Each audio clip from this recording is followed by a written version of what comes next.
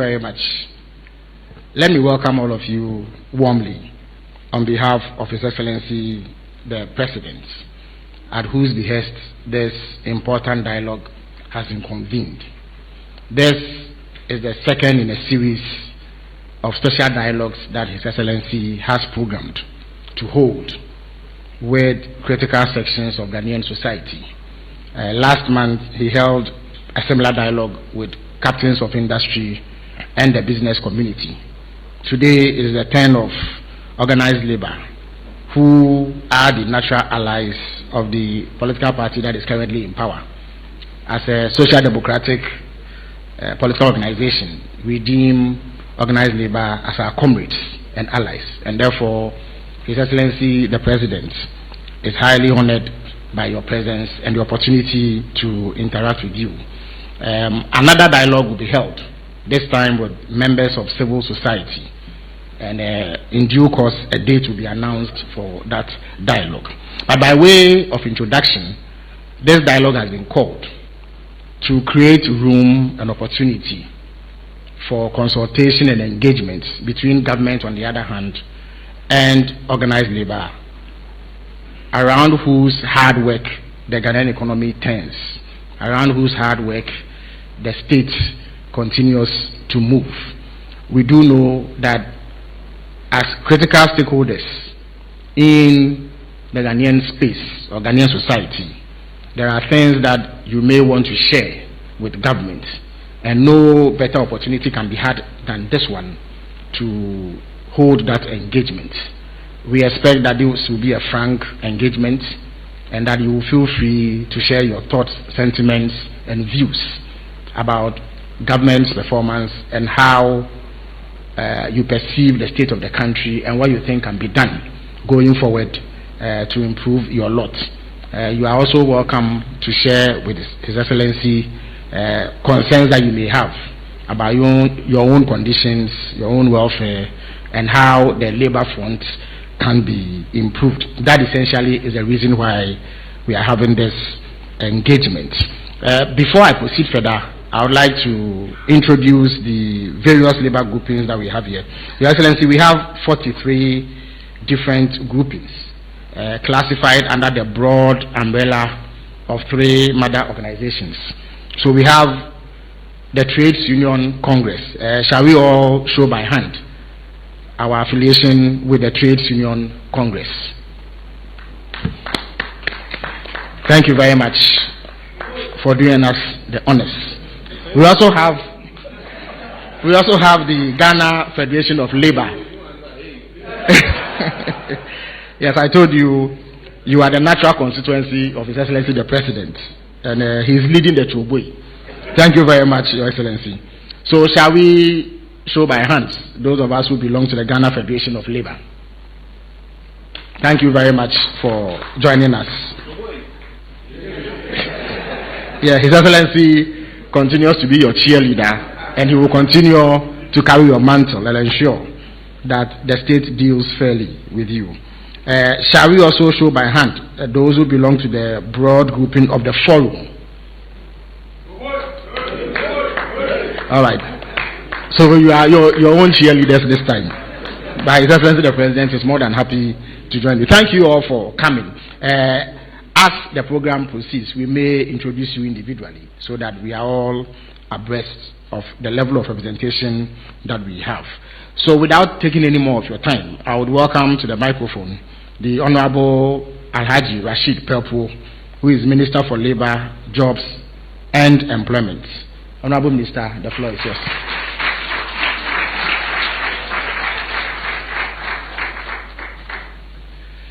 Thank you very much, Mr. President, Chief of Staff, colleagues, distinguished labor leaders, all comrades here. Good evening to you and welcome to this very critical, important meeting. We are aware that the President has made a promise that during the period of his time he will have constant dialogue with labor, interact with us, create situations where we can get to understand each other And so today's meeting is a very important meeting that is bringing you face to face with the President to address some key issues I believe are part of the solutions to the major problems we face as leaders and governments, and indeed the tripartite. Various issues are brought up, many on salary disparities, others on salary structure, and other issues, all of which are dependent on earlier policies which over the years have gotten distorted. Today's meeting is going to help us to appreciate where the President is coming from, where government is taking us to, how we can unite in our effort to develop this nation, working together as partners in development, not as opposition to each other. We, as already been mentioned, are social democrats. We align very much with Labour. Labour is a friend to this party. And so we believe that in everything we do, we will open up very clearly to you.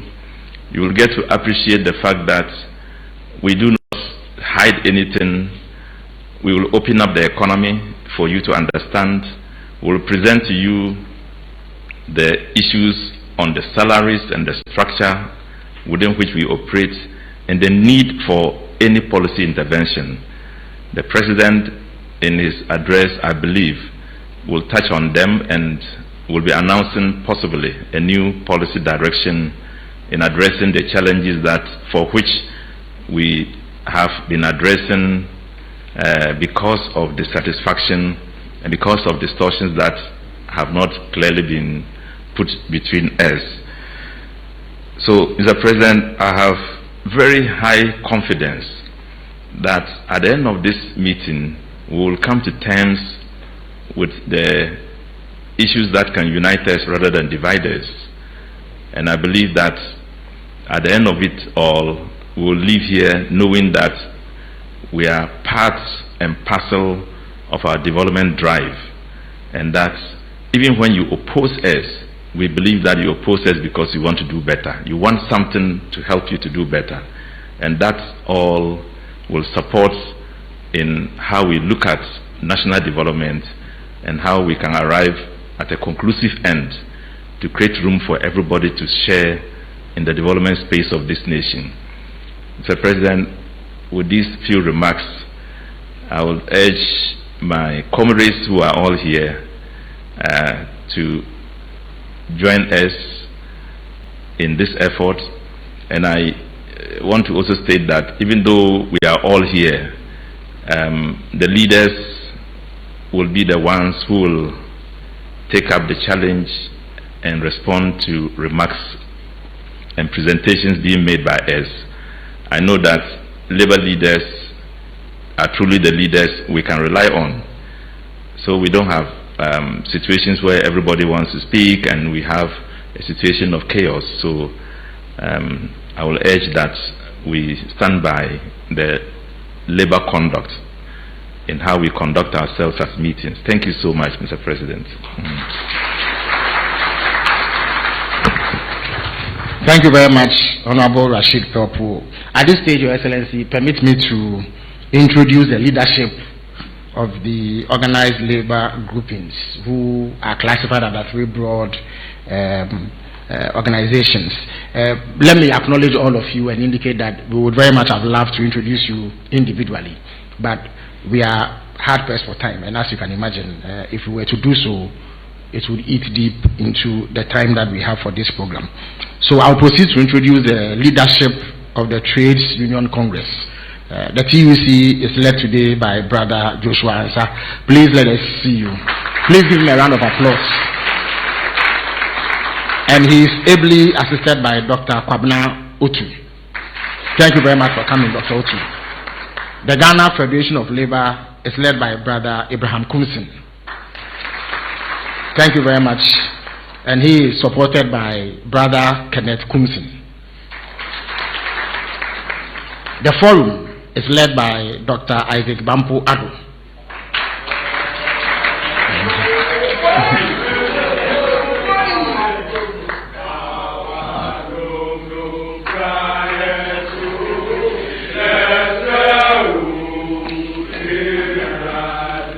Thank you very much for that impromptu performance.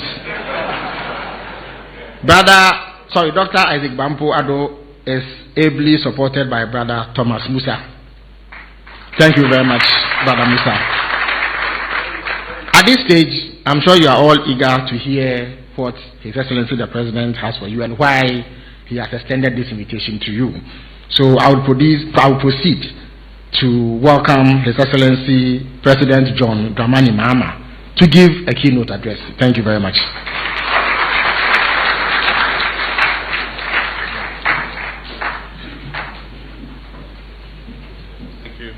Thank you. Please be seated.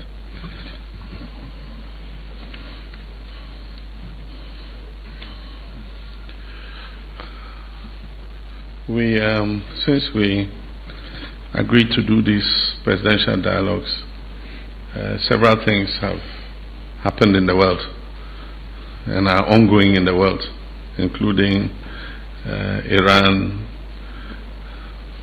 US, Israel, and the whole Gulf and Middle East. And so these are ongoing issues that we need to keep an eye on. But let me thank the Honorable Minister of Labour, Jobs and Employment and the Minister for Government Communications for organizing this dialogue. And I'm pleased to welcome all of you to the Presidency, and I believe that we'll have a fruitful interaction. As part of our reset agenda and our quest for transparency in government, I pledged during the campaign to consult key stakeholders frequently in order to promote public trust in government and accountability.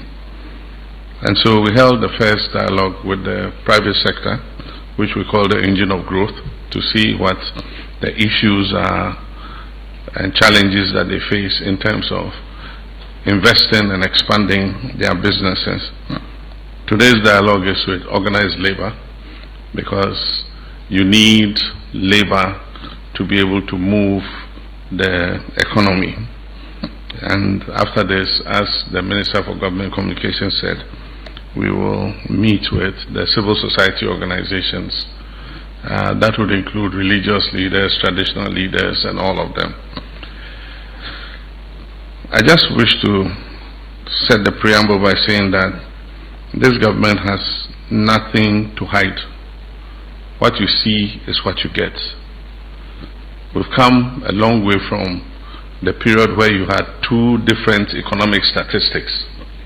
The statistics that we give you are the true state of the economy. And so today, we will show you what the size of the national cake is. You need to know what the size of the national cake is before we all decide how we share it. If we don't let you know what the size is, you believe it's bigger than it is, and your share is smaller. But if we let you know what the size is, then all of us know that the share we're getting is commensurate to what the cake is. And so the only way we can get a bigger share is to grow the cake bigger. And that's what this government is about.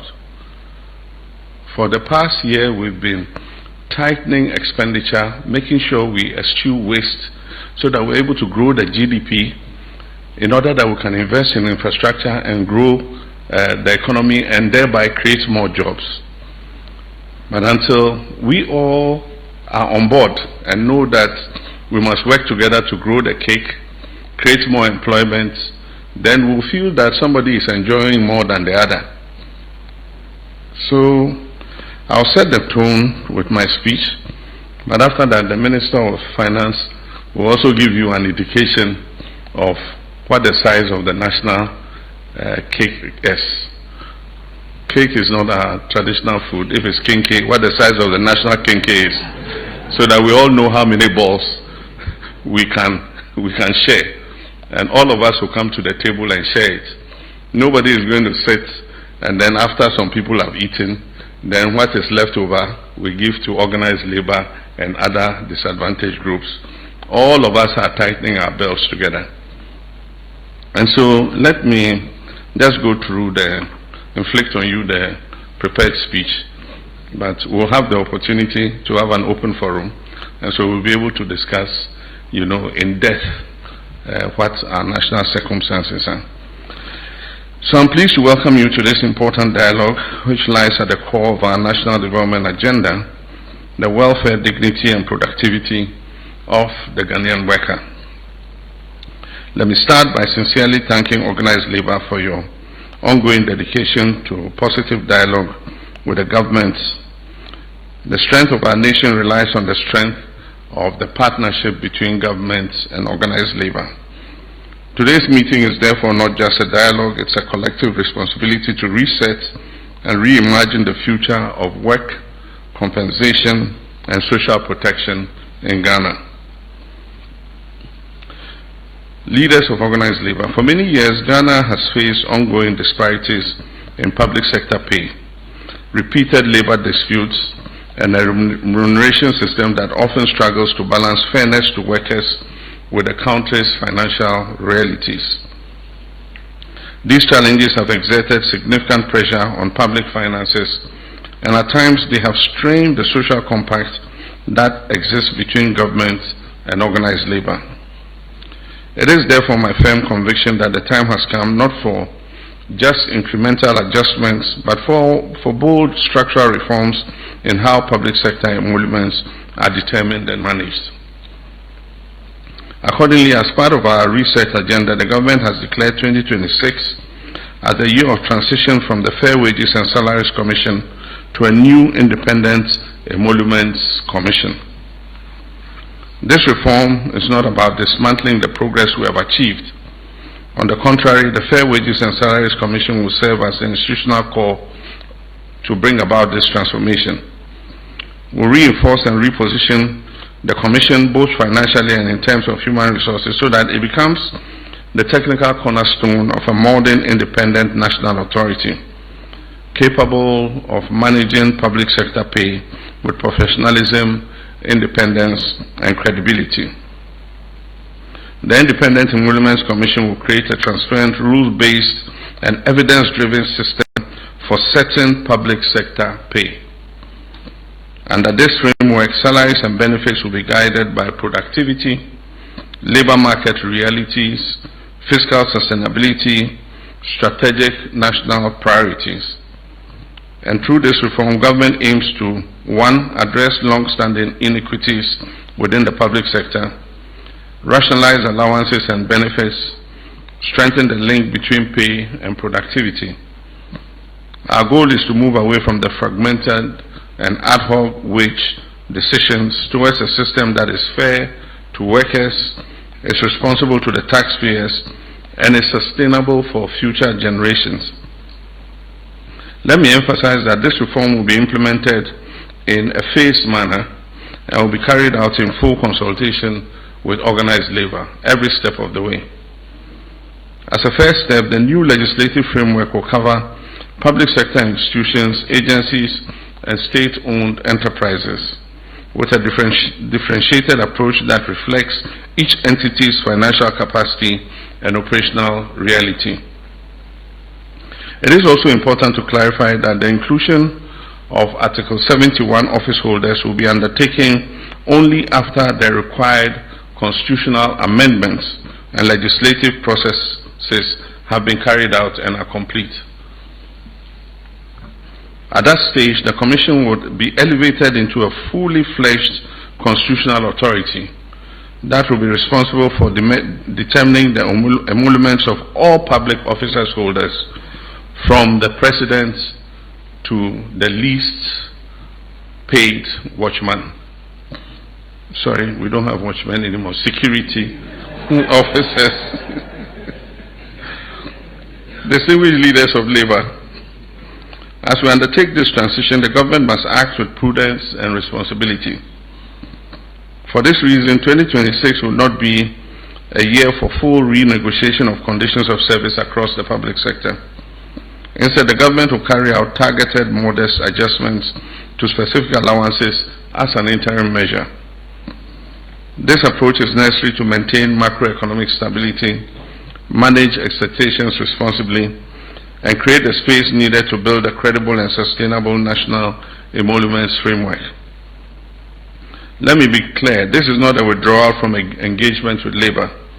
It is a strategic pause to address the structural foundations of our compensation system in the interest of everybody. In preparation for the new framework, the Independent Emoluments Commission will develop a comprehensive national emoluments policy. The policy will address 1. Pay disparities, harmonize allowances, strengthen performance-based compensation, align public sector pay with Ghana's long-term development and fiscal priorities. Ultimately, we seek a system in which rewards are aligned with productivity, fairness, and national development goals. My comrades and friends, our pension system stands at a critical crossroads. Nearly 2 decades after the introduction of the 3-tier pension system, coverage remains limited. Out of an estimated 10 million workers, fewer than 2 million are contributing regularly. Pension assets stand at approximately 100 billion Ghana cedis, representing only about 7% of GDP. And I'm afraid to say this is well below continental benchmarks comparative with other African countries. If we fail to act, the imbalance between contributors and retirees will continue to deepen, threatening the system's sustainability and the dignity of our future retirees. I've therefore instructed the Minister of Finance to oversee a thorough review of our pension structure with the aim of expanding coverage, especially to the informal sector, modernizing our contribution systems, and strengthening governance and investment management. Our goal is clear. Every Ghanaian worker must retire with dignity, with security and confidence in the pension system.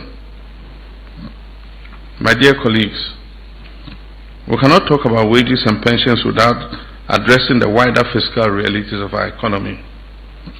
Over the past 9 years, Ghana has spent more than $8 billion to address financial shortfalls only in the energy sector. And in 2025 alone, the government paid approximately $1.57 billion to settle legacy debts. Meanwhile, inefficiencies, especially in revenue collection at the billing and metering stage, continue to undermine the whole energy sector. These losses directly impact the economy's ability to improve wages, enhance working conditions, and expand social protection. And this is why government is strengthening energy sector reforms to restore discipline, eliminate inefficiencies, especially at the last mile distribution sector, and unlock these wasted resources for national development. My comrades and friends, this reform is not designed against labor. It is designed with labor and for the long-term stability of Ghana's public sector compensation system. We stand at a defining moment. We can either continue with a system that causes periodic tensions and unsustainable outcomes, or we can work together to build a modern, fair, and resilient framework. I therefore invite you to join government in shaping this new institutional architecture. Together, we can build a remuneration system that is transparent and equitable, a pension system that guarantees dignity in retirement, and an economy that supports fair rewards for hard work. The reset agenda is not just a slogan, it is a commitment to fix what is broken, a commitment to build what is sustainable, and a commitment to ensure that every Ghanaian worker is treated with fairness and dignity. And so I welcome you to this dialogue. I thank you for your attention, and I look forward to a very fruitful and vibrant discussion. May God bless our homeland, Ghana. Thank you.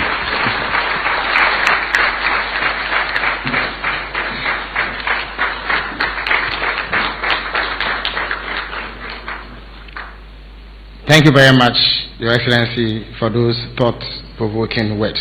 At this stage, I would invite the Honorable Dr. Kasiel Atufosin, Minister for Finance, to make a presentation on the state of the economy. Thank you very much.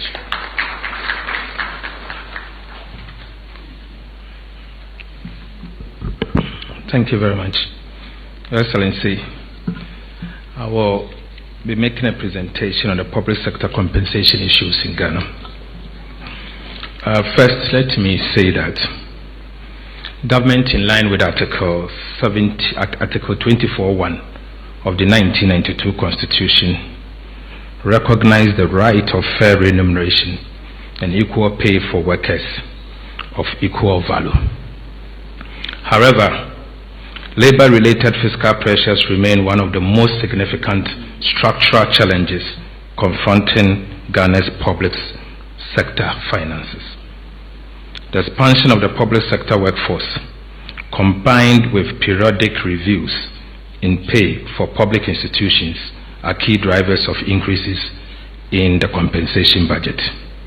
It has the propensity to derail Ghana's economic progress. Mr. President, compensation of Ghana's employees is currently the largest share of government expenditure. Of the total government expenditure, employees' compensation account for 39%, debt service account for 32%, and grant to other government units account for 29%. The crowding effect of compensation means that whilst we spend 33% of our compensation budget, our expenditure on compensation, only 3% is used for goods and service, only 3%. Capital expenditure represents only 6% of Ghana's expenditure. Social benefits only represent 1% of government expenditure, and grants to other government units representing the statutory funds is about 24%, whilst debt service represents 26% of our total expenditure. So clearly, it is obvious that we are paying a lot, we are spending a lot of our budget on compensation, but very little is going to the ministries, departments, and agencies for the purposes of running the agencies. Your Excellency, some key facts on the compensation issues in Ghana are that at the end of 2025 fiscal year, compensation budget accounted for 44% of non-oil tax revenue, 5.64% of GDP, and 33.78% of total expenditure. I repeat, our compensation account for 44% of the total non-oil tax revenue, 5.64% of GDP, and 33.78% of total expenditure. Ghana's compensation to tax revenue ratio of 44% for 2025 is higher and way above the ECOWAS threshold of 35%. The ECOWAS convergence criteria requires that compensation should not exceed 35%, but in the case of Ghana, it is 44%. In 2025, non-oil tax revenue was 183 billion Ghana cedis. Statutory funds, including District Assembly's Common Fund, Ghana Education Trust Fund, and National Health Insurance Levy, was about 55.7 billion Ghana cedis. Debt servicing, this is what we use to service our debt, amounted to 64.3 billion. This means that of the 183 billion Ghana cedis non-oil tax revenue that we collected, only 61.9 billion Ghana cedis is available for the purposes of compensation, goods and service, and capital expenditure. The 2025 compensation bill was 78.9 billion Ghana cedis. Simply put, the 78.9 billion cedis In fact, if you are to deduct all the statutory funds and debt service, what was left was 61.9 billion. So the 78.9 billion is far more than what was left. This simply means that after paying for statutory funds and debt service from non-oil tax revenue of 183 billion Ghana cedis, what was left was not enough to settle Ghana's compensation bill. This also means that government of Ghana had to borrow 17 billion Ghana cedis to pay Ghanaian workers. Simple put, we borrow to augment what is left to pay for Ghanaian workers. Your Excellency, the drivers of the rising wage bill and the compensation costs are as follows. We have the annual base pay adjustment, growth in employment levels in the public sector, request for introduction of new incremental adjustment in existing conditions of service. Example is institution-specific allowances that we've seen that it is coming up. Legislative and administrative approvals leads to enhancement in pay and pension obligation arising from improved condition of service.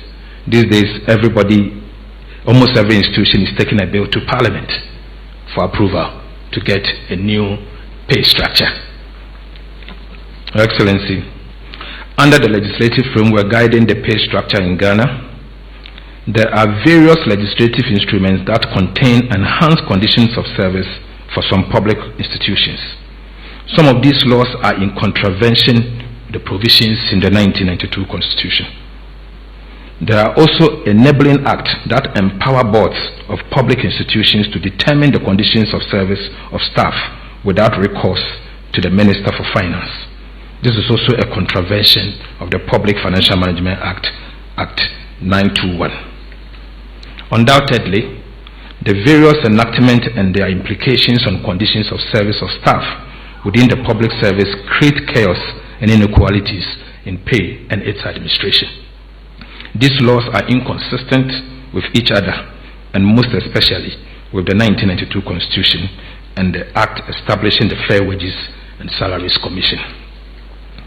The current conditions of service review framework is such that the conditions of service of public sector institutions are determined through several fragmented channels, including Public Sector Joint Standing Negotiation Committee that determines the annual base pay negotiations, the Labor Unions Association negotiations, allowance for public institutions, requests from independent constitutional bodies and other agencies, i.e. Parliament, Judicial Service, Audit Service, and the Ghana Armed Forces. Public Emolument, Presidential Emolument Committee that determines Article 71, and enabling act and administrative approvals that we've seen in the past. Excellency, in the year 2024 alone, the conditions of service review added to, in the year 2024 alone, the conditions of service review added 2.4 billion Ghana cedis to our wage bill. And then you will notice that the Ministry of Education is the one that led the chart with about 1.3 billion Ghana cedis of the 2.4 billion. In the year 2025, we saw that the conditions of service review alone added 6 billion Ghana cedis to the wage bill. Of this, the Ministry of Interior alone contributed 5.7 billion. And these decisions were taken prior to the elections, when huge amount of people were employed under the agencies of Ministry of Interior. Your Excellency, in the year 2026, so far, we have received from the Fair Wages and Salaries proposals of conditions of service amounting to 7.4 billion Ghana cedis, which we are reviewing. The 2026 agreement between government and organized labor still holds. In fact, per the 9th November 2025 agreement on the 2026 base pay, government committed to engage with unions on outstanding conditions of service and undertake critical recruitment into the public service, all within budget constraints. In this regard, government has commenced processes for the recruitment of staff into the public service. Fair Wages and Salaries Commission has also commenced negotiations with Organised Labour on review of conditions of service, and very soon we'll be approving them. The reason why there's the need to take a closer look at Ghana's compensation are that the 2025 non-oil tax revenue of 183 billion Ghana cedis was only enough to pay for statutory transfers and debt service. After paying statutory funds such as District Assembly Common Fund, Gov't Fund, National Health Insurance, and debt service, what was left was not enough to settle Ghana's compensation bill. In fact, Government of Ghana had to borrow 17 billion Ghana cedis to augment the compensation bill. Your Excellency, I thank you. Thank you very much, Honorable Finance Minister, for your presentation. I would at this stage invite Mr. Smith Graham, CEO of the Fair Wages Commission, to make a presentation. Let's welcome him with a round of applause.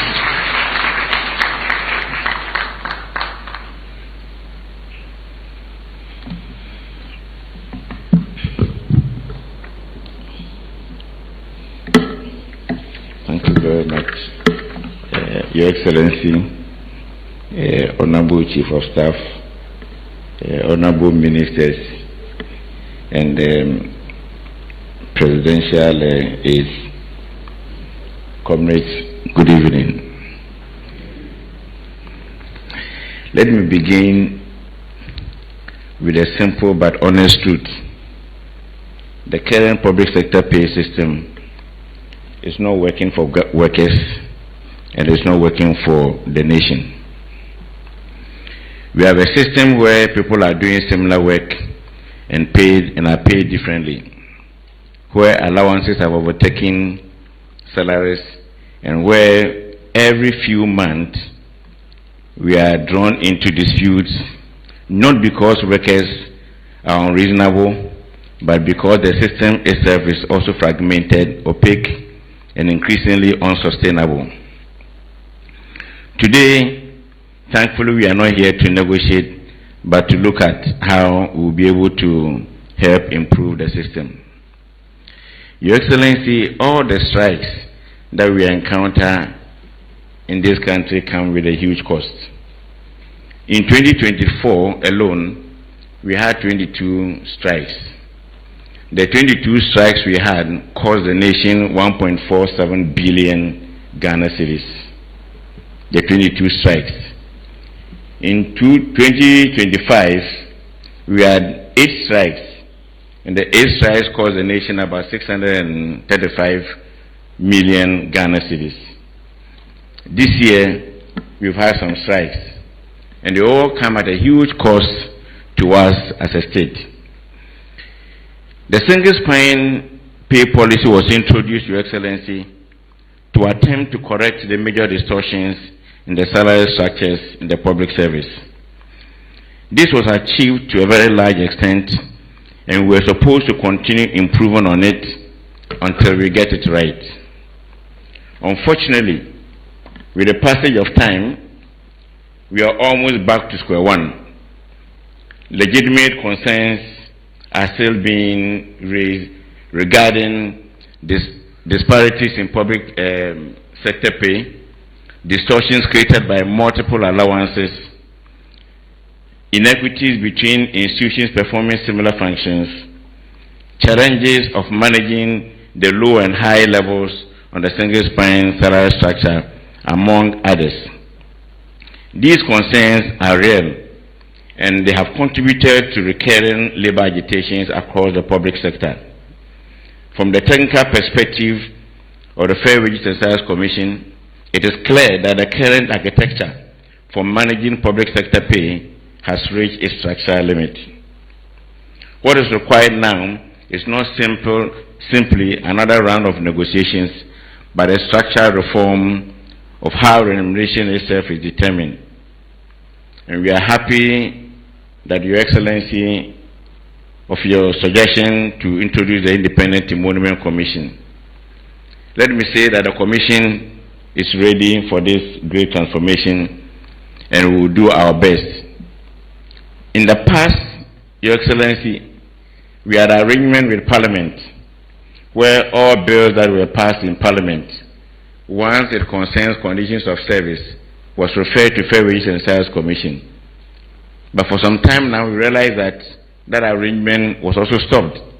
And so institutions were going to Parliament, getting bills passed, and in the bills are the determination of conditions of service. And so it resulted in huge and different salary structures now within the public sector, completely destroying the single spine salary structure that we started.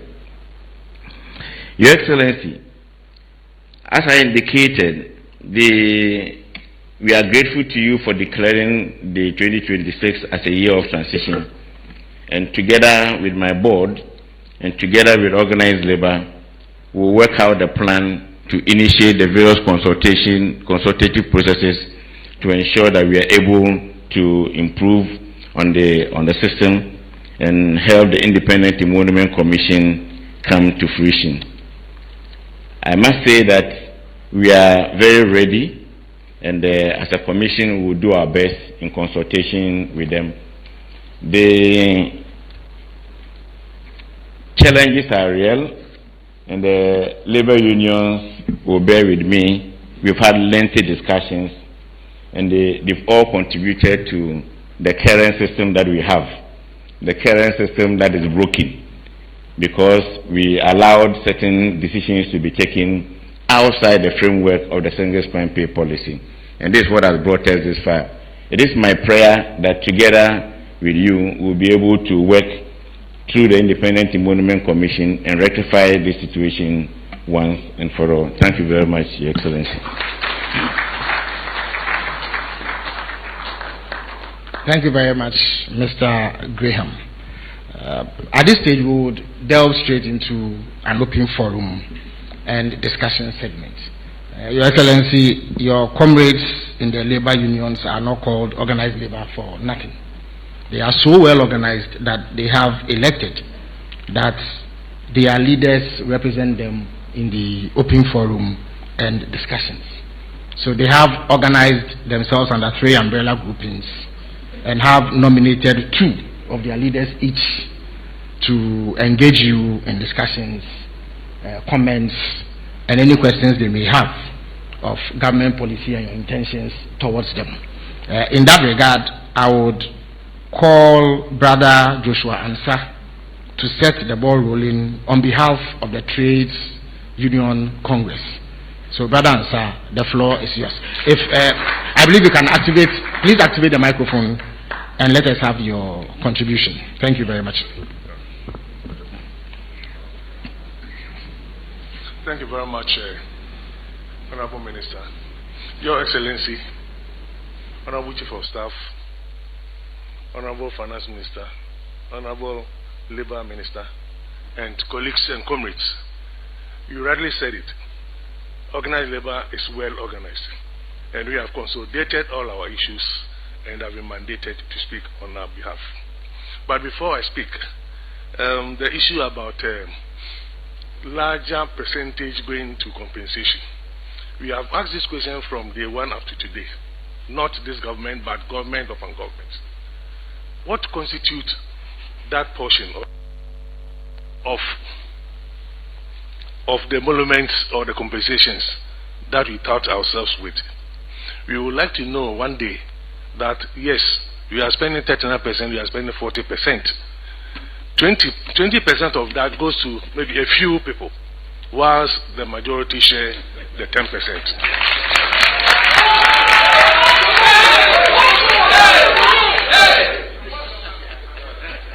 Your Excellency,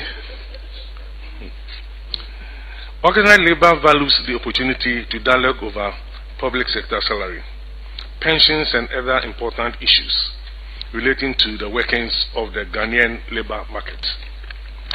And Honourable Minister, I want you to actually bear with us, because when I speak, don't worry about the time, because I'm speaking for all. Your Excellency, our issues are many, and I plead that you bear with me as I take you through a few of them. And let me begin with the obvious issue about earnings in Ghana. Your Excellency, you are no stranger to the earnings situation in Ghana. The minimum wage is now only 21 cedis 78 pesos per day, or 588 Ghana cedis for 8 solid hours of work. This amount is barely insufficient. It's barely sufficient for a worker who takes Hausa cocoa for breakfast, Gov't for lunch, and another cocoa for dinner. We can only conclude that minimum wage earnings in Ghana, who pay rent, utilities, and clothing, are magicians. Your Excellency, pay on the single span salary structure, which your government implemented in 2010, is not any better. In 2026, the minimum pay on the single span is $809 per month. This translates into only $75 per month. Your Excellency, how workers on this salary pay for food, rent, clothing, and utilities for themselves and their families remains a puzzle.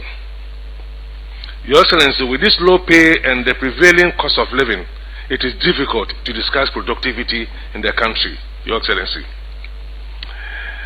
According to the World Bank, Your Excellency, there is evidence across the world that government workers cut back their productivity or hours of work when salaries are low. The bank says low salaries result in absenteeism, alternative employment, rent seeking, the per diem problem, sitting allowance, and low productivity. The proverbial chicken and egg situation no longer applies. In truth, the chicken is too famished to produce the egg. We must rehabilitate the chicken.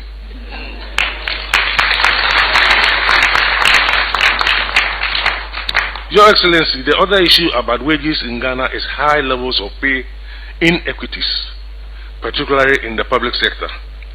In the state-owned organizations, some chief executives are being paid basic monthly wage of 100,000 Ghana cedis, with monthly rent allowance of about $4,000.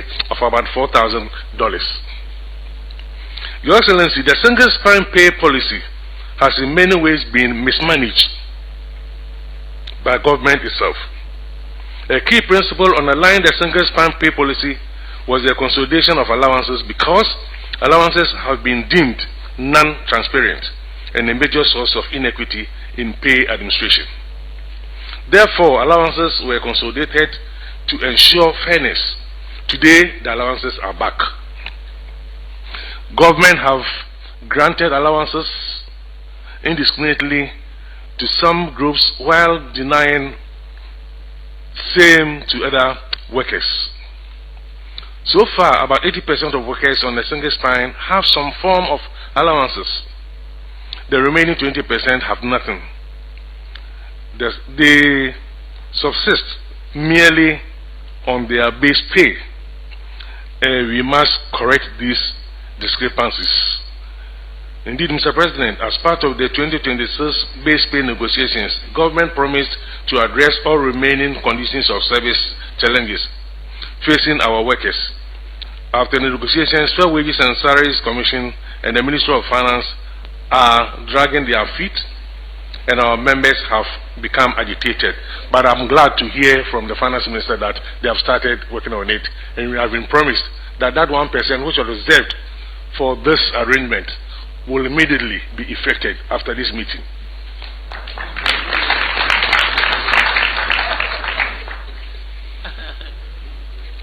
Your Excellency, we appeal to you to order the Fair Wages and Salaries Commission and the Ministry of Finance to conclude these conditions of service negotiations quickly to avert any industrial disturbances.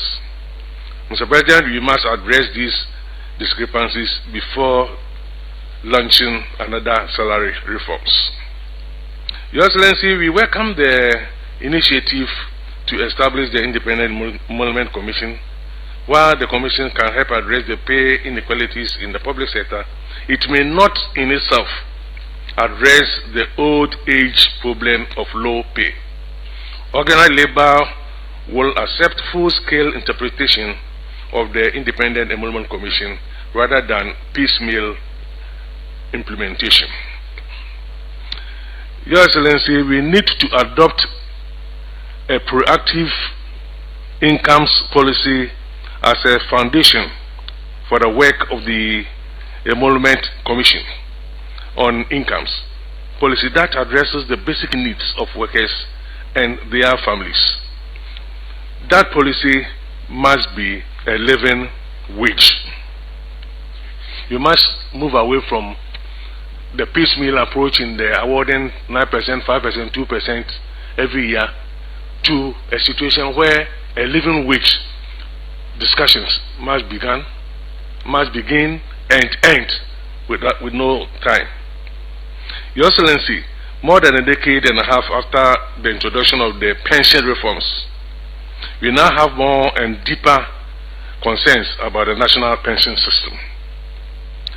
Significant cohort of workers retiring under the 3-tier pension scheme continue to receive lower lump sum benefits compared with what they would have received if they had retired under the PNDC Law 247 regime. Pension coverage remains low and has been testified by His Excellency this evening at less than a fifth of the eligible population.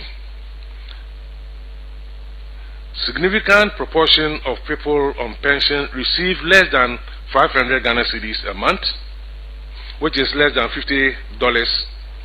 Inequities in pension have remained and even grown.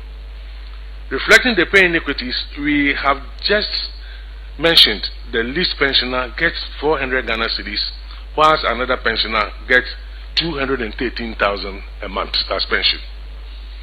You can all see the discrepancies here, the inequity here. In the same pension system are the emerging privileged class of Ghanaians who do not have to contribute to their pension but have been guaranteed the best of pensions when they retire. I'm referring to the politicians, judges, senior military officers, policemen and women, and other public servants who retire on their salaries. We think that we must all contribute to something before you can have our share. To be fair.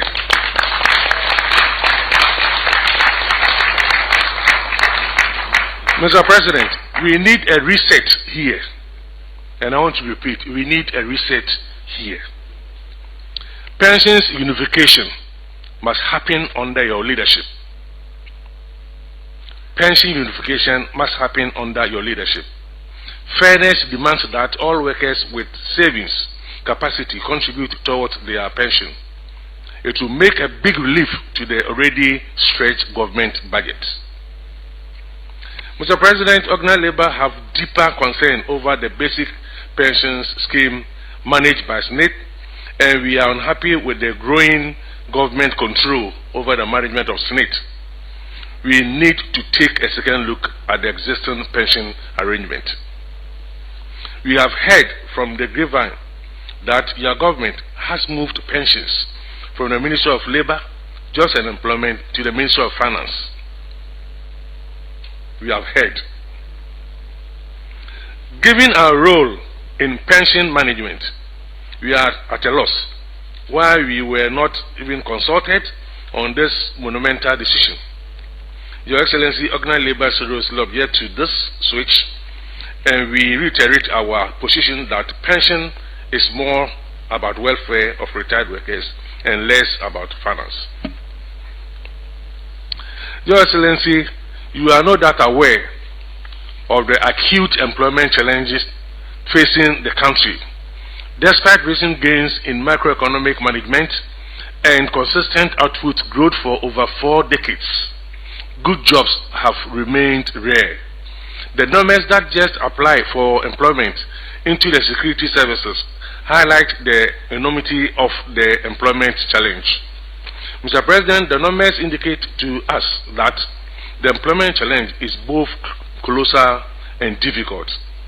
Despite consistent GDP growth, for more than 4 decades, many continue to struggle to obtain decent employment, one that is commensurate with their education and delivers fair income and benefits secure. Your Excellency, the high rate of unemployment and joblessness entails substantial waste of human resources of the country. Too many young people educated at greater cost to themselves and their families, but also to the nation, are denied the opportunity to realize their potential and contribute to nation burden. A key explanation for the employment time bomb we face is the way we have managed our economy in the last 4 decades. Economic management over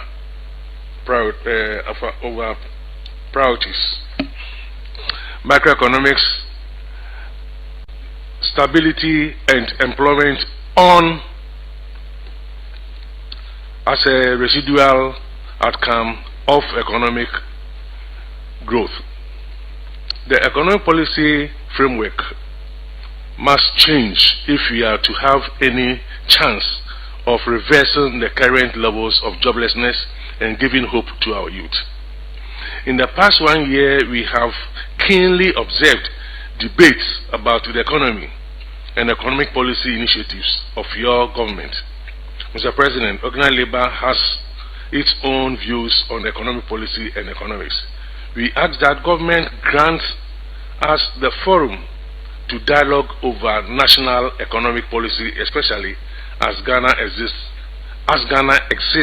the IMF program next month. Your Excellency, employment challenges also manifest in the weakness of national institutions for industrial relations and social dialogue. This has resulted in rampant abuse of workers' rights, especially the right to join or form a union. Workers who opt to exercise their constitutional right to form or join unions are often threatened with dismissals. In simple terms, government over the years have refused to enforce the simplest of the labor legislations they have enacted. Given that good jobs are hard to come by, failure to enforce the labor legislations have effectively numbed and turned the labor market into employers' market. Employers are dictating the pace and in terms of engagement, the macro policies once are seriously abusing workers' basic rights. Mr. President, employment agencies have turned themselves into employers instead of simply connecting workers with employers. While running payrolls, both the employment agencies and client companies continue to deny their employer status. This leaves workers frustrated as who their employer is. This situation cannot be allowed to continue, Mr. President.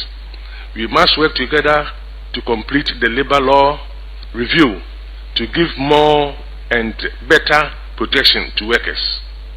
The current law has deficiencies which employers are exploiting against workers. For example, employers terminating workers without giving them any reason for the termination. The courts have upheld this practice. We are appealing to you, our President, to adopt a policy that will compel employers to give a worker a reason for terminating their employment. The policy can then be incorporated into the new labor law. Government must prioritize investment in social dialogue, and doing so will be far cheaper than managing strikes and industrial disturbances. In our 2025 May Day statement, we indicated the precarious situation of the energy and electricity sector. We acknowledge the multiplicity of challenges affecting the sector, including the high energy sector debts. Since then, we have seen a remarkable turnaround. The lights have been fairly stable in the past 1 year, even though increases in electricity bills have outpaced growth of our incomes. While we acknowledge that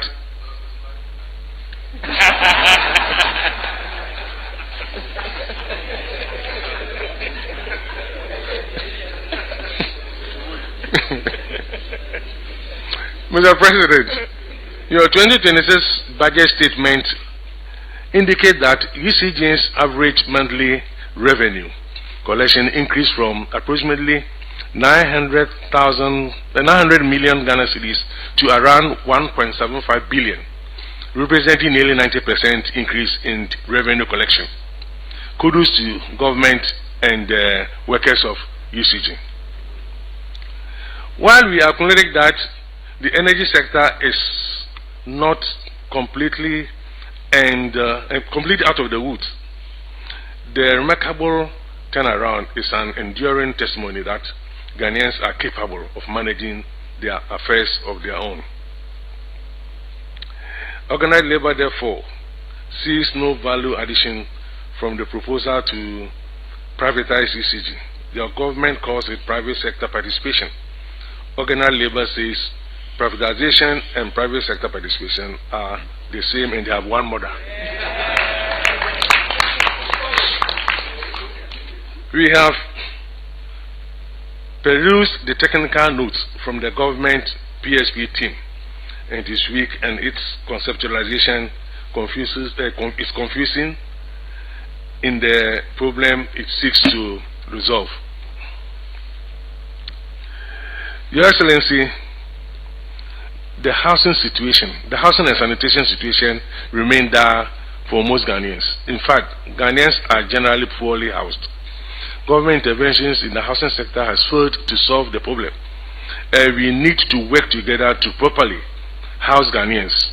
We can do this by adopting the social housing model.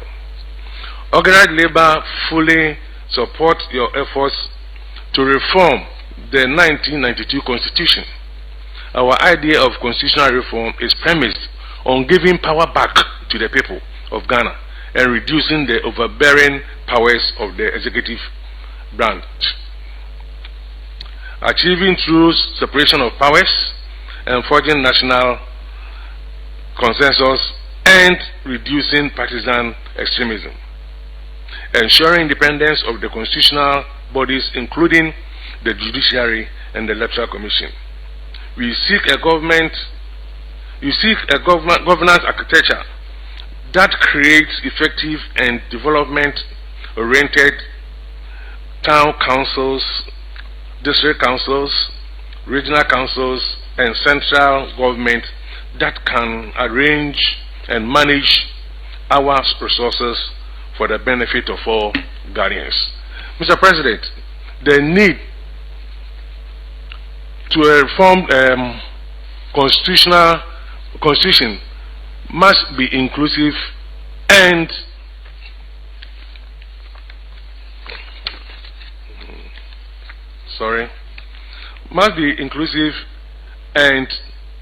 consensual. That is the only way we can reduce the current partisan welfare. We have heard about a report by the committee you set up following our statement on the revocation of appointments done by the previous government. We are still searching for the full report so that we can respond to the work of the committee. Beyond the revocation of appointments, the management of our public service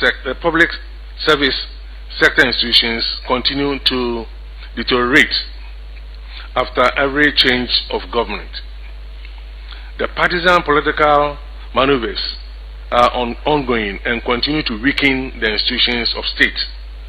The usual excuse that the other party of government did the same and the inexcusably anymore, because it places the country and its institutions on the road to the abyss.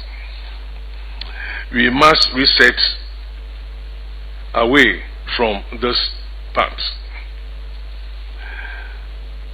First is the revocation of LI 2462, which had permitted mining in forest reserves.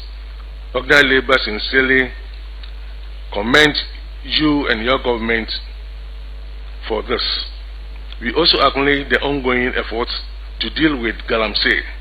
At the same time, we draw attention that Galamsey is still very much prevalent.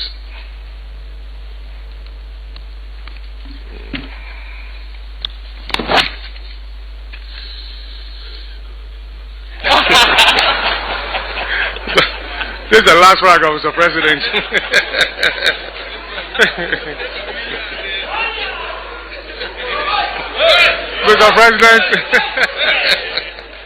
Mr. President, let me at this point officially invite you to our 2026 National May Day, which is slated for 1st May 2026 at Koforidia in the Eastern region. We are going to the Chief of Staff's home.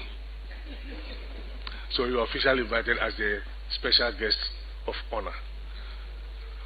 Thank you. And with these few remarks, I want to thank all of you for your attention. Thank you.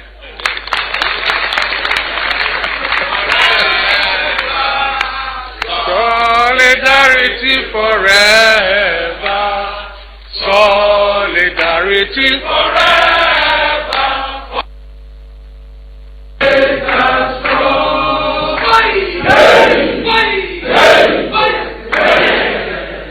Well, I am highly impressed with your repertoire of.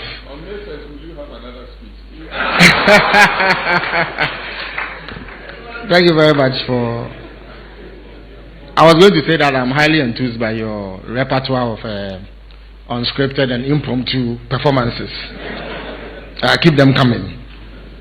So we have heard from Organised Labour through your appointed spokesperson, Brother Joshua Ansah, who I believe deserves a round of applause for ably articulating your concerns, your views and comments about your welfare and matters of national concern. I would now invite His Excellency the President to respond to these concerns and put across any other matters that he deems appropriate. Thank you very much.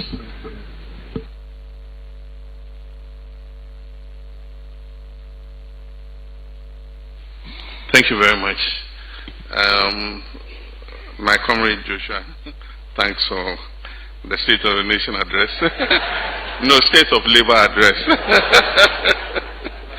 But you've raised virtually the whole gamut of issues concerning labor. And I've said that we approach these with transparency and openness. First, we talk about the breakdown of compensation. And I think that's a very important issue.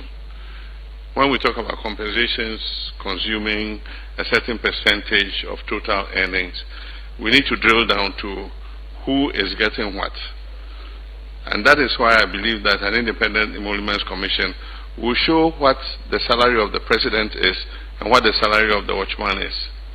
And based on that, we can address the iniquities in the system. Right now we have Article 71, we have fair wages and salaries, then we have SOEs whose compensation is determined by their boards, not even the finance minister.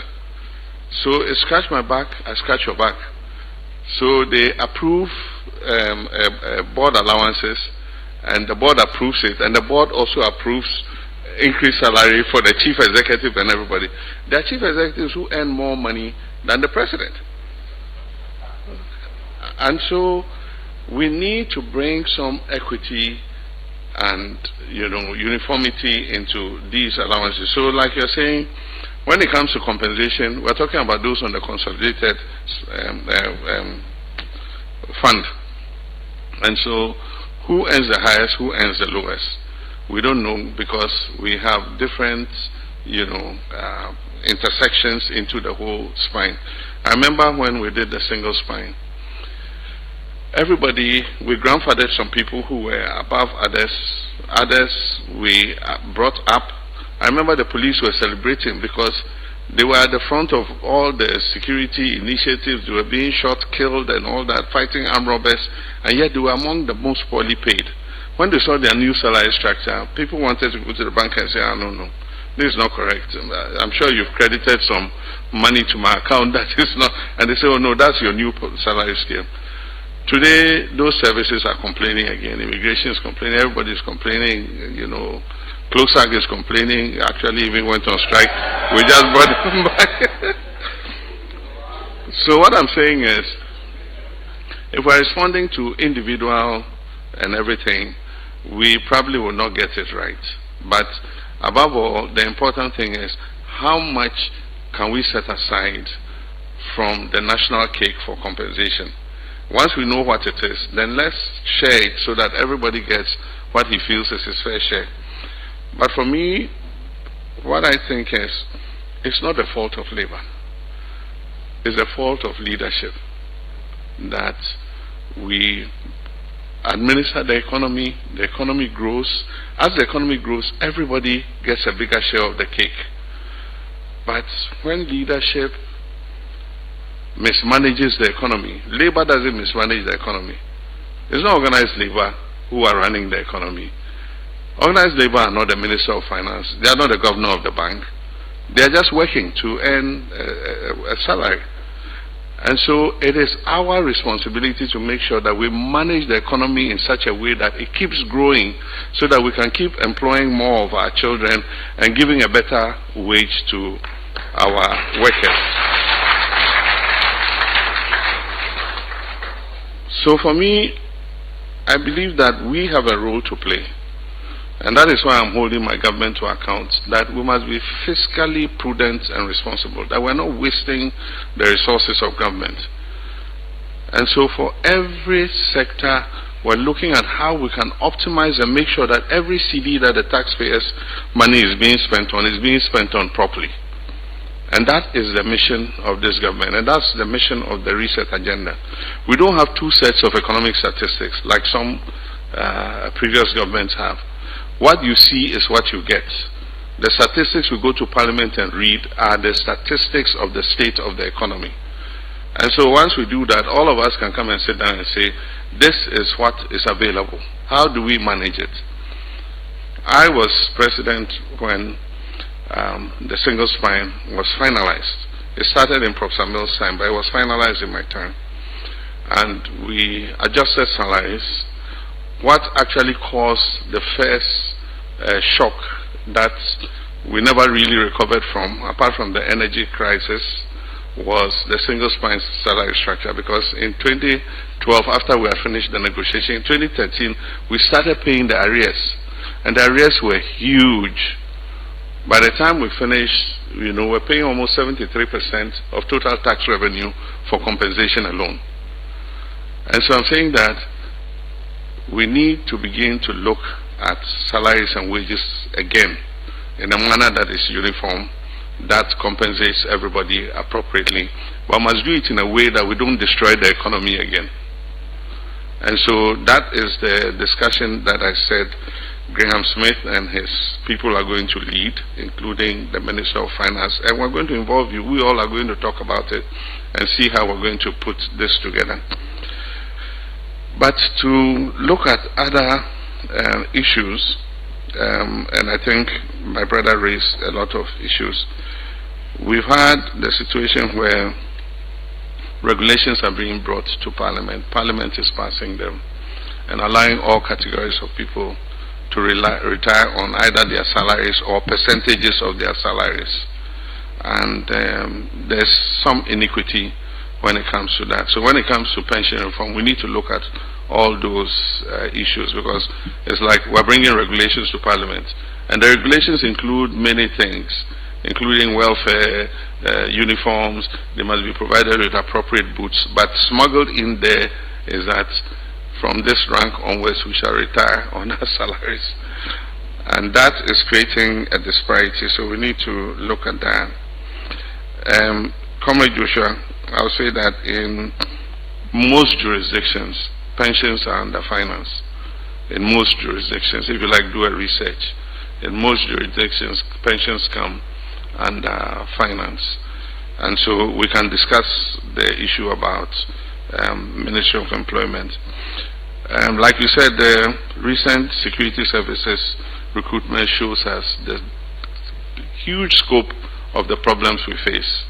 We say that we have a young, vibrant youth population, which is an advantage, but at the same time, it's a powder keg. It is an explosive issue, because as long as we're not creating opportunities for this youthful population, then it can become a disadvantage. And so, if you look at the recent recruitment exercise, 500 and something thousand people applied for different services. But if you drill down and take away the double application, some people applied for immigration, applied for police, applied for fire service, each one. If you take all that out, then 290,000 young people applied for recruitment into the public service, into the security services. Meanwhile, the security services were taking 5,000 out of the 290,000. So it shows you what, like Comrade Joshua said, the extent of unemployment is amongst our young people. And so it's something that we must work on together and make sure that we expand the opportunities. And we cannot expand the opportunities in the public sector endlessly. The private sector is the area where we can absorb the maximum of people. But we can't do that without transforming our economy. We can't do that without growing agriculture. We can't do that without growing agro-processing and agribusiness. We can't continue spending $3 billion on food imports, which we could have saved and invested in the economy. So these are issues that, yes, the buck stops with me because I'm president, and I'll continue to work on the decisions to turn things around. But you can't turn things around in 1 year. In 1 year, we stabilized the economy. Our focus was to stabilize the economy, because the economy was in decline, it was in crisis, so we needed to stabilize it. Now that we stabilized it, we must maintain stability, but now our focus must be on growth and job creation. Growing the private sector to make sure that we have the B5s, we have the KEDA at Shama Industrial Area that are opening factories and absorbing our young people. Anytime I go and I open a new industry and I see our young people in overalls working, it gives me pleasure.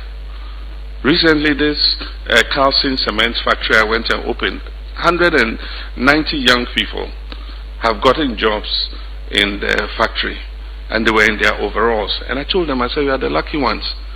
For each job that you have, there are 10 young people who could have taken that job.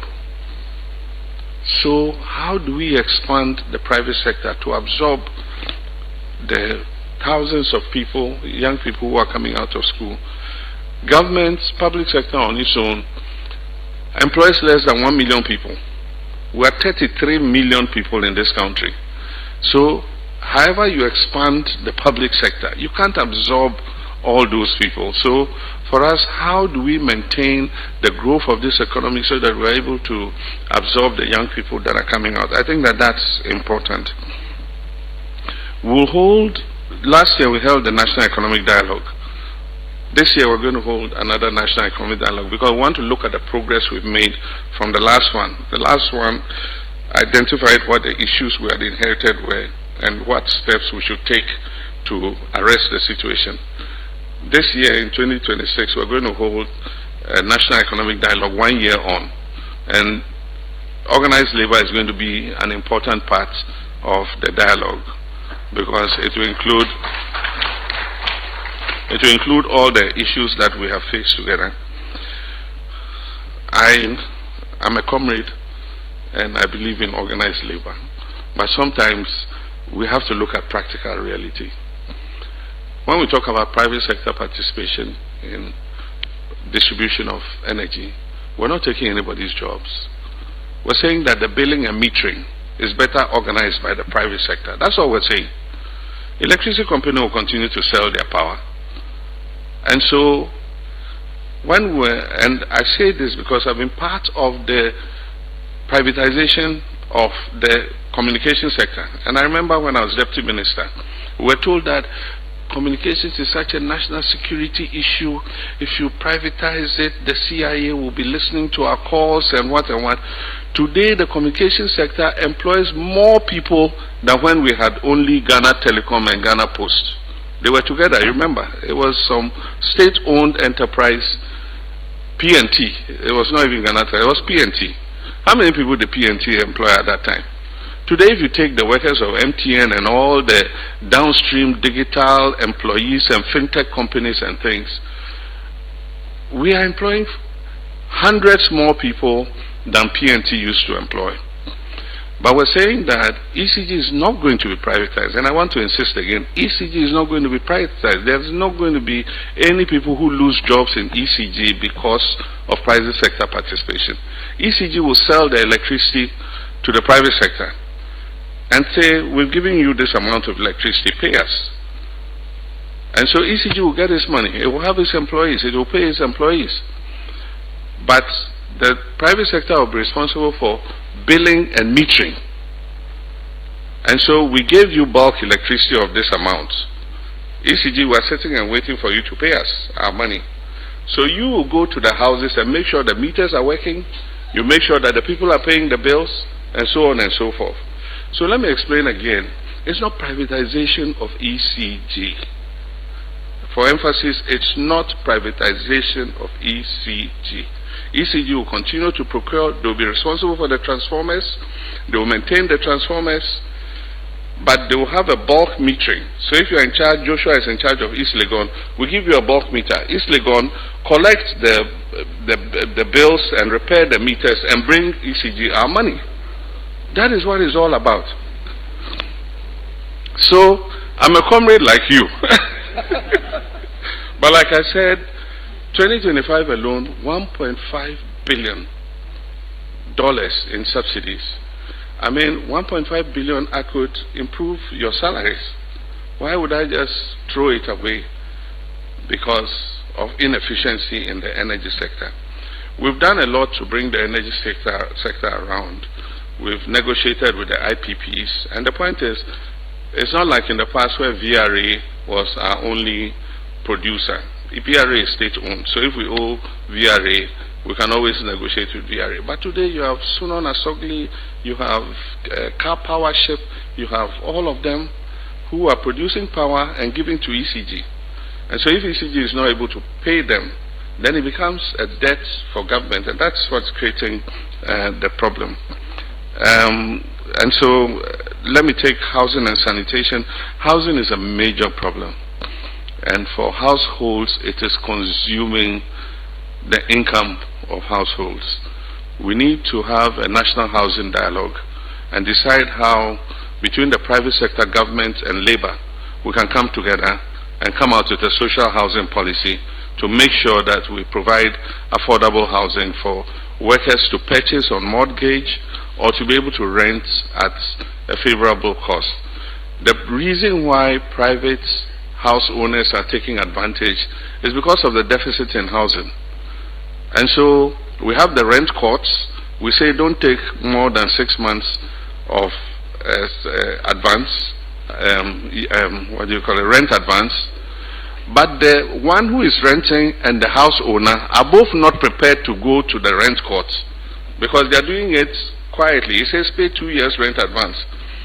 You can go and report him at the rent court and we'll hold that landlord accountable. But the one who is being asked 2 years rent advance doesn't want to go to the court. He will go and pay the landlord because he wants a place to lay his head. And so it is because we have a housing shortfall, and that is what is making them take advantage.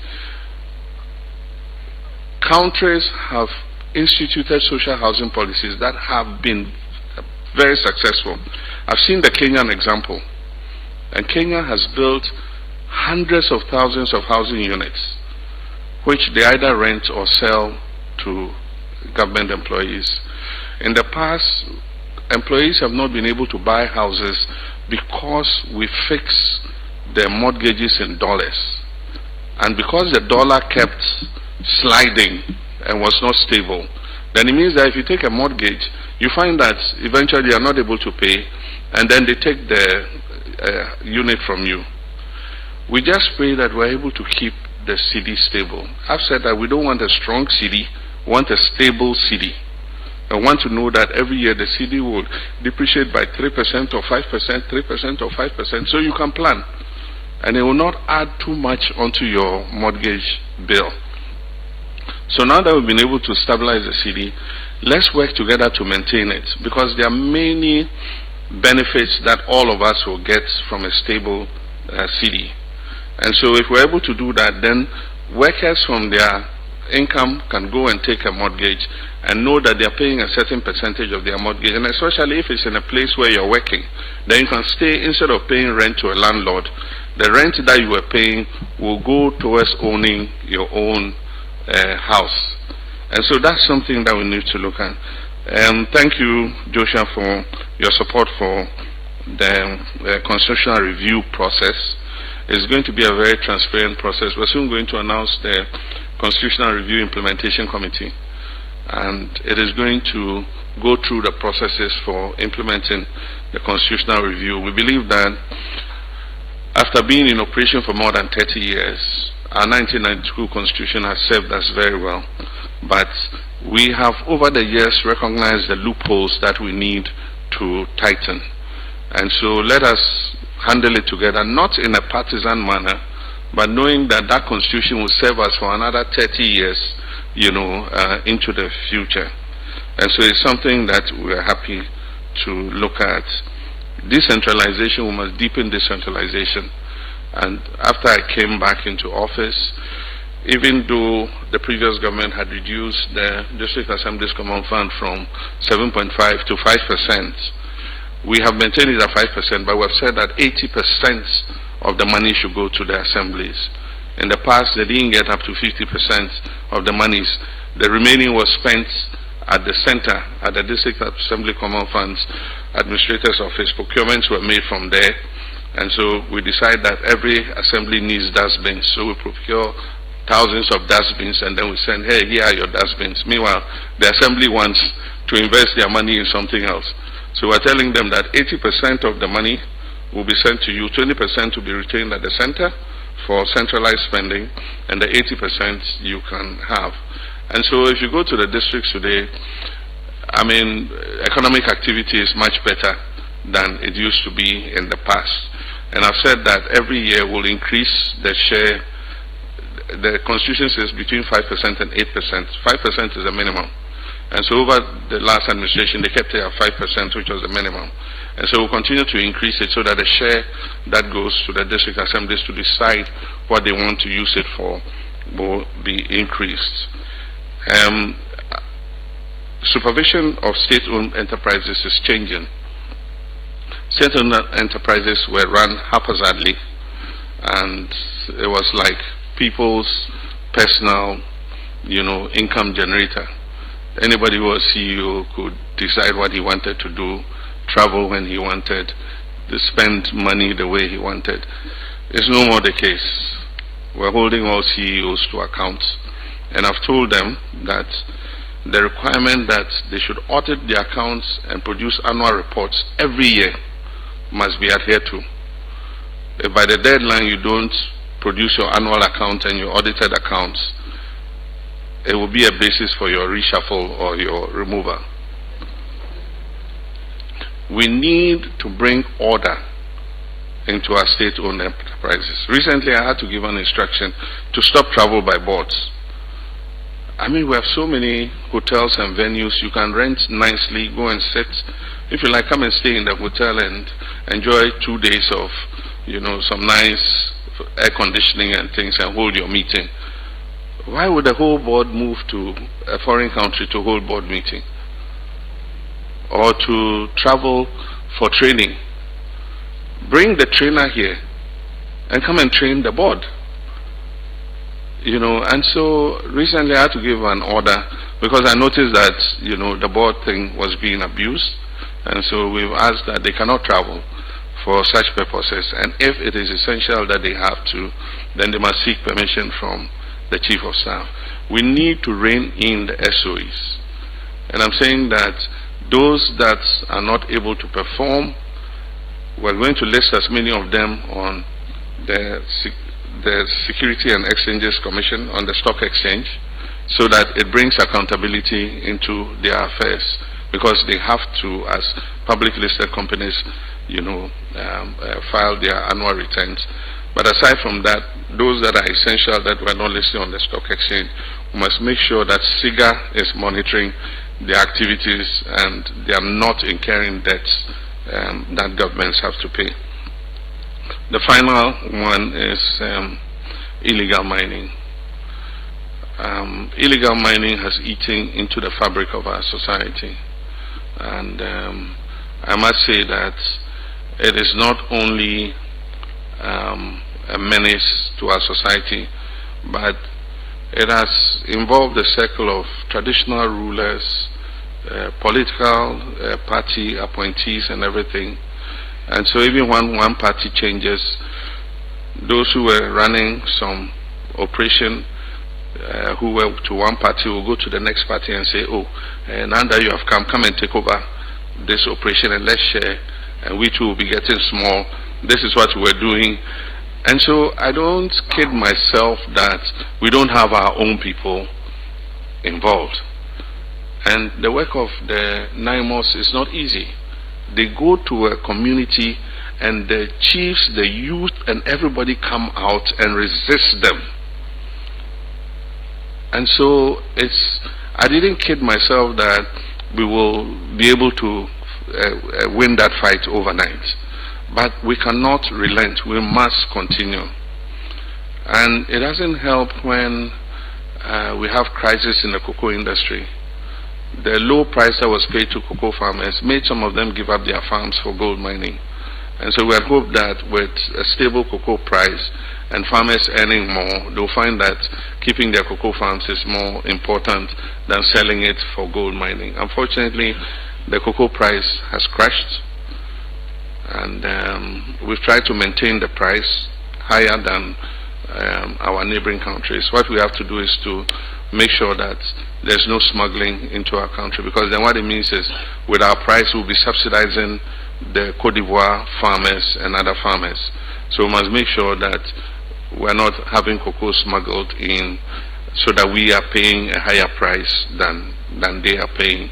We're hoping that it will stabilize with the new automatic mechanism we're coming with, so that farmers know that they're getting 70% of the price. So if they take their calculator and they calculate 70% of the international commodity price and do the exchange rate in cedis, the farmer will know how much he's getting instead of a producer price being announced.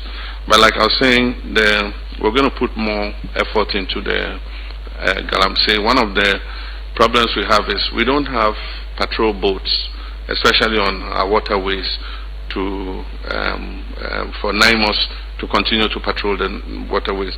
So in many cases you see them in local canoes. Some have outboard motors, sometimes they are paddling. I mean, Ankobra is 100 and something kilometers. If you enter a canoe, how much of Ankobra can you police? And so with the collaboration of the Finance Minister, the Ministry of Defense and Ministry of Interior Police came with some requirements that they need, for patrolling the water bodies, and then equipment they need to maintain. They need tents for the forest reserves. Once they've cleared the galamsey operators, they need to have tents where they can camp the soldiers and have kitchens where they can cook their food and all that kind of thing. So we're working with the Minister of Finance to be able to maintain that. I've had to talk a bit long because it was a State of the Nation address. If I had to answer all the issues, that would have taken longer. But thank you very much, Comrade Joshua. Thank you. Thank you very much, Your Excellency, for those responses.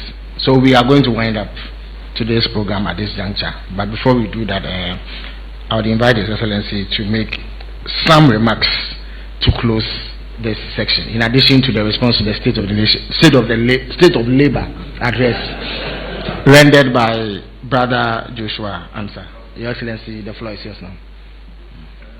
Thank you. After that extensive response, I don't see how much more I'm going to add, but to say that I appreciate the concerns of Labour. Indeed, I am a social democrat and an Nkrumahist, all through and through. And so I empathize with Labour and organized unionization. And so we'll always be your ally, and we'll keep an open channel of communication with all the Labour groups. I want to express appreciation for the cooperation we've had so far, especially in respect to negotiations on salaries and the base pay. Organized Labour has been very reasonable since we came, and you recognize the crisis that we inherited. We intend to keep fiscal discipline this year. We don't think that we should ease up yet. In May, June, we'll be emerging from the IMF program. We're not going to hold Kenke parties and Wache parties, because we're not considering that we're coming out of imprisonment. We think that maintaining fiscal discipline and making sure that the economy remains stable is in the interest of everyone. And so there'll be no Kenke parties, there'll be no Wache parties. We'll just announce that we've come out of the IMF, but we'll still maintain fiscal and monetary discipline so that the economy remains stable and foreign direct investment increases. Foreign direct investment by 2024, I don't remember the exact figures, but they were in the hundreds of millions because of what was going on. Today they've rebounded back into the billions, almost $2 billion in foreign direct investment. And we see those investments not only in terms of foreigners coming in, but also Ghanaians earning enough money to invest. And so recently we held a meeting on local content, especially in the mining industry, and we are encouraging the mines to give more opportunity for Ghanaians to be able to earn money and create jobs.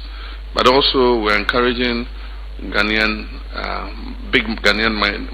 subcontracting mining companies to move from just subcontracting into owning mines and mining, so that the gold receipts will remain locally, and that the foreign exchange that they earn are not being transferred to develop somebody's country, but are being invested in our own country, you know, to create more jobs for ourselves.